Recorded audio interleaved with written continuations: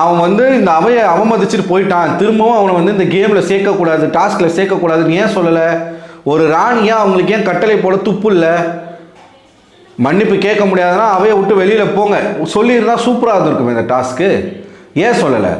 அங்கே வந்து பார்வதி ஒரு ஃபேவரிசம் காட்டுறாங்க. சரி ஓகேவா, ஏன் இவனை வந்து ஒரு அப்யூசர்னு நான் சொன்னேன்னு பார்த்தீங்கன்னா, அரோரா தான் கூப்பிட்ட உடனே வரலை அப்படிங்கிறதுக்காக மட்டுமே அரோரா கிட்ட இவ்வளோ கத்திருக்கான் அவன்.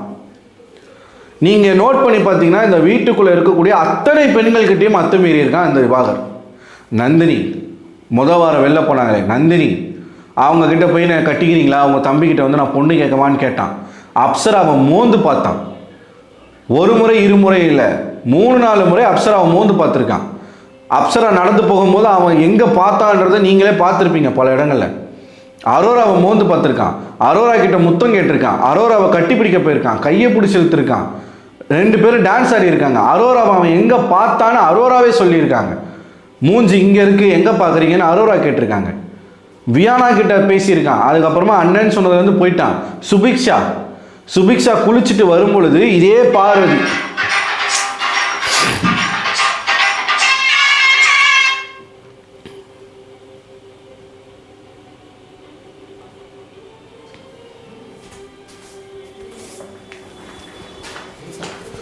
சுபிக்ஷா குளிச்சுட்டு வரும்போது இதே பார்வதி உனக்கு கிளுகிழுப்பாக இருக்குமே அப்படின்னு கேட்ட உடனே அப்படின்ற ஒரு கேவலமான ஒரு அரிப்படுத்த ஒரு ரியாக்ஷனை கொடுத்தான் இந்த செனத்தவலை. அதுக்கப்புறம் சுபிக்ஷா சின்ன பிள்ளை, அதை கட்டிக்கிறியா, நான் உன்னை வந்து பொண்ணு கேட்கட்டா, கல்யாணம் பண்ணால் நான் வந்து வகையாக மீன் சாப்பிட்லாம், த்ரிஷா மாதிரி இருக்க, சுபிக்ஷாவை ரசிக்கிறேன் அப்படின்னு என்னென்னமோ பேசினான். ஓகேவா, கடைசியில் தங்கச்சின்னு சொல்லிக்கிட்டு இருந்த பார்வதியவே நான் கல்யாணம் பண்ணிக்கிறேன், எவனோ உன்னை கல்யாணம் பண்ணிக்கிறதுக்கு நான் உன்னை கல்யாணம் பண்ணிக்கிறேன், இவ்வளோ பேசினான். ஆனால் ஒரு முறை கூட இதை ஒரு பேச்சாக, இதை ஒரு தவறு அப்படின்னு சுட்டி காட்ட கூட இல்லை நம்ம விஜய் சேதுபதி அவர்கள். கமருதீன் ஒரு பிரச்சனையை கொண்டு வந்தார், இவரால் பெண்களுக்கு இங்கே பாதுகாப்பு இல்லைன்னு சொல்லி. ஆதிரி அந்த இடத்துல எந்திரிச்சு அதை பேசுகிறாங்க. ஒட்டுமொத்த பெண்களும் இவரால் எங்களுக்கு சேஃப் தான், சேஃப்னு சொன்னீங்கல்ல. வியானா இன்னைக்கு எதுக்காக திவாகர் கூட சேர்ந்து நடிக்கலை? பிக்பாஸ் இன்னைக்கு சொல்லும் பொழுது, கேரக்டர் சொல்லும் பொழுது, வியானாவுக்கு திவாகரை வந்து ரொம்ப பிடிக்கும், அவருடைய கர்ணனுடைய ஆக்டிங்கில் தான் அவங்க விழுந்துட்டாங்க, அந்த காம்போவை பண்ணுங்கன்னு சொல்லும் பொழுது வியானா எதுக்கு வியர்டான ரியாக்ஷன்லாம், ஒரு அருவருப்பான ஒரு ரியாக்ஷன் கொடுத்தீங்க? ஏன் திவாகர் கூட சேர்ந்து ஒரு ஆக்ட் கூட ஏன் வியானா பண்ணலை? நீங்கள் தானே சொன்னீங்க அவர் சேஃப்னு சொல்லிட்டு, பண்ண வேண்டியதானே? அப்போ உங்களுக்கு தெரியும் அவன் வந்து எப்படிப்பட்ட ஒரு காம கொடுறன் அப்படின்னு சொல்லி. சரி, இது வந்து எவ்வளோ தூரம் வந்துருக்கு. இதுக்கு முன்னாடி இருந்த பெண்கள் ஒரு வார்த்தை இந்த ஆளை கண்டித்து பேசியிருந்தா அவன் இந்த செயலை நிப்பாட்டியிருப்பான். இது இப்போ எங்கே வரைக்கும் வந்திருக்கு அப்படின்னு பார்த்தீங்கன்னா, வைல்ட் கார்டு கண்டஸ்டண்ட்டாக திவ்யா வந்தாங்க. திவ்யா வந்த உடனே எல்லா பெண்களையும் விட்டுட்டு திவ்யா கிட்ட வந்துட்டான். திவ்யா தான் என்னுடைய ஆள், திவ்யா வந்து எனக்கு பிடிக்கும், திவ்யா வேணாம், அதே சேம் டைலாக், திவ்யா கூட சேர்ந்து பண்ணணும், திவ்யா மாதிரி ஒரு பொண்ணு வேணும். இன்னைக்கு எனக்கு வந்து திவ்யா மேலே எனக்கு பயங்கரமான ஒரு வெறுப்பு வந்துருச்சு. ஏன் அவன் ஒரு ஆள் மயிருன்னு சொல்லிட்டு அவனுக்கு போய் நீங்கள் ஹார்ட்லாம் காட்டுறீங்க. அரோராவை தூக்கி வச்சிருக்கும் பொழுது இதே திவ்யா என்ன சொன்னீங்க? கீழே இறக்கி விடுங்கன்னு சொன்னீங்க. அதே திவ்யா ரியாக்ஷன் 2 பேரும் நடிக்கும் போது இப்படின்னீங்க. அந்த கியூசி டாஸ்கில் திவாகர் வந்து திவ்யா மாட்டாமல் போயிட்டாங்க என்கிட்ட அப்படின்னு சொல்லும் பொழுது பல இடங்களில் நீங்கள் என்கிட்ட மாட்டாமல் போயிட்டீங்கன்னு இதே திவ்யா சொன்னீங்க. ஆனால் இன்றைக்கி அந்த திவ்யா வந்து எங்கே வந்து நிற்கிறீங்கன்னா, இப்படி ஹார்ட் காட்டுற லெவலுக்கு வந்து நிற்கிறீங்க. எதுக்கு? ஆல்ரெடி அங்கே இருக்கக்கூடிய பெண்கள் அதை தான் பண்ணுறாங்க, அவனோட வீக்னஸை வச்சு தான் விளையாடுறாங்க. அதை தப்புன்னு சொல்ல வேண்டிய நீங்களே, வைல்ட் கார்டாக வந்த நீங்களே அதே மெத்தடை ஃபாலோ பண்ணிங்க அப்படின்னா இது எப்படி நம்ம எடுத்துக்கிறது? ஒரு ஹோப் ஒருத்தர் மேலே வைக்க முடியல, வச்சு அடுத்த நாளே அவங்க வேறு மாதிரி ஒரு விஷயத்த பண்ணி விட்டுறாங்க.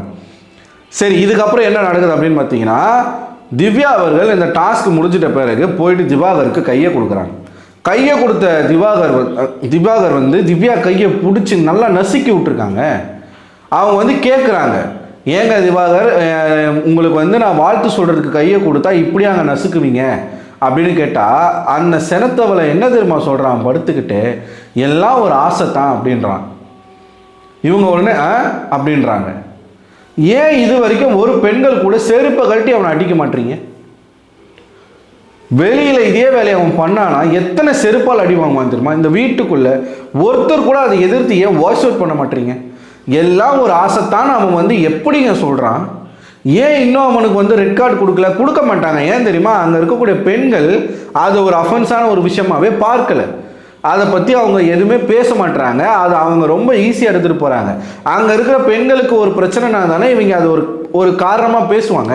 ஒரு பஞ்சாயத்து அங்கே தானே வரும். சரி, அவங்க தான் அதை பேசலை, நமக்கு தெரியுதுல இது தப்பு, அவங்க கேவலமாக ஒரு விஷயத்த பண்ணுறான்னு சொல்லிட்டு சேனல் அதை பார்க்கலையா? சேனல் பார்த்துட்டு தானே இருக்கீங்க. ஹோஸ்ட் அதை பார்க்குறாரா இல்லையா? தன்னிச்சு அவரே பேசலாம்ல, எடுத்து பேசலாம்ல, பெண்கள்கிட்ட அத்துமீறாதீங்கன்னு சொல்லலாம்ல. ஏன் இது வரைக்கும் சொல்ல மாட்டுறாரு? இது தப்பு இல்லையா? ஒரு பொண்ணு கையை கொடுத்தா அந்த பொண்ணு லிட்டரலாக அதுக்கு பேர் ஹராஸ்மெண்ட். அதுதான் அப்யூசர். அவன் ஹராஸ்மெண்ட்டும் பண்ணிட்டு வார்த்தையால் அப்யூஸும் பண்ணுறான். எல்லாம் ஒரு ஆசைத்தான். அப்போ நீ கையை கொடுத்ததுக்கே கையை பிடிச்சி நசுக்கிற அப்படின்னா நீ என்ன வேணாலும் பண்ண துணிஞ்ச ஒரு பர்சன் தானே. இது ஏன் திவ்யா ஈஸியாக எடுத்துகிட்டு போகிறாங்க? இப்போ உட்காந்து அவங்க கூட தான் பேசிகிட்டு இருக்காங்க. எனக்கு இந்த வீட்டுக்குள்ளே என்ன நடக்குதுன்னே தெரிலங்க, சீரியஸாக. இதுவே ஒரு பொண்ணு பண்ணால் நம்ம என்ன வார்த்தைகள் சொல்லி பேசுகிறோம், பார்வதி என்னெல்லாம் பேசுகிறோம். இதே தவறத்தாங்க பண்ணா நம்ம துஷார் வெளியில் அனுப்பலையா நம்ம? ஆனால் இவ்வளோ பண்ணுறான். இன்னமும் இந்த திபாகருக்கு சப்போர்ட் பண்ணுறதுக்கு ஒரு கூட்டம் இருக்குங்க வெளியில். பிக் பாஸும் கேட்க மாட்டீங்க, விஜய் சேதுபதியும் கேட்க மாட்டீங்க, அந்த வீட்டில் இருக்கக்கூடிய அஃபெக்டான பெண்களும் அதை கேட்க மாட்டீங்க. அப்படின்னா யாரு தான் கேட்குறது? விஜய் டிவியில் பிக் பாஸ் 9 தமிழில் பெண்களுக்கு பாதுகாப்பு இருக்குதா இல்லையா? இதை பல பேர் கேட்டுக்கிட்டு இருக்காங்க. ஒரு அபியூசர் அந்த வீட்டுக்குள்ளே வச்சுக்கிட்டு அவன் தொடர்ச்சியாக அங்கே இருக்கக்கூடிய பெண்களை ஹராஸ்மெண்ட் பண்ணிகிட்டே இருக்கான். நீங்கள் வேடிக்கை பார்த்துட்டே இருப்பீங்க. காமெடின்ற பேரில் அவன் வெள்ளந்தி அப்படின்னு சொல்லி அவன் ஒரு ஃபன்னுன்னு சொல்லி அவன் பாட்டு பேசிக்கிட்டே இருக்கான்.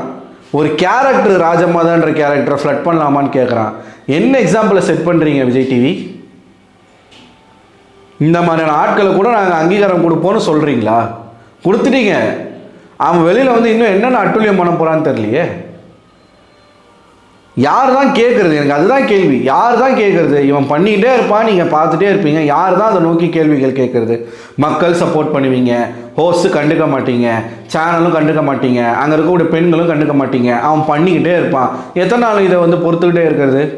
இப்போ வெளியில் யாரெல்லாம் போட்டு அடித்தாங்கன்னா என்ன பண்ணுவீங்க? ஒன்றும் சொல்கிறதுக்கு இல்லை. நான் திவ்யா கிட்டே இருந்து இதை எக்ஸ்பெக்ட் பண்ணலை. பார்ப்போம் என்ன நடக்குதுன்றதை பார்ப்போம். நீங்கள் என்ன நினைக்கிறீங்க? உங்களோட கருத்து என்ன அப்படிங்கிறத கமெண்ட் பாக்ஸில் கமெண்ட் பண்ணுங்கள். அடுத்த ஒரு வீடியோவில் உங்களை சந்திக்கிறேன். அது வரை உங்களிடமிருந்து விடைபெறுவது நான் அரவிந்தன். இந்த வீடியோவில் நான் பேசின விஷயங்கள் கரெக்டுன்னு உங்களுக்கு தோணுச்சுன்னா இதை ஒரு 4 பேருக்கு ஷேர் பண்ணுங்கள். அப்போ வாட்ச் தெரியட்டும். இது வைரலான வாச்சும் ஒரு 4 பேர் இதை பற்றி பேசட்டும். பேசுனா தாங்க ஒரு விடிவு காலம் பிறக்கும். ஷேர் பண்ணுங்கள். யாரால் முடியுமோ அவங்களாம் ஹைப் பண்ணுங்கள். ஹைப் பண்ணுறது ஒன்றுமே இல்லை. ஷேர் பக்கத்தில் ஹைப் பண்ணுற ஒரு ஆப்ஷன் இருக்கும், ஹைப் பண்ணி விடுங்க. அதனால் நமக்கு ஒரு நட்டமும் ஆயிட போகிறது கிடையாது. இந்த மாதிரியான ஆட்களை சமுதாயத்தில் நார்மலைஸ் பண்ணுவது தவறு, பண்ணக்கூடாது. அதனால் தயவுசெய்து இதை ஹைப் பண்ணி விடுங்க, ஷேர் பண்ணி விடுங்க. உங்களை தாழ்மையுடன் கேட்டுக்கிறேன். அடுத்த ஒரு வீடியோவில் உங்களை சந்திக்கிறேன். அதுவரை உங்களிடமிருந்து விடைபெறுவது நான் அரவிந்தன்.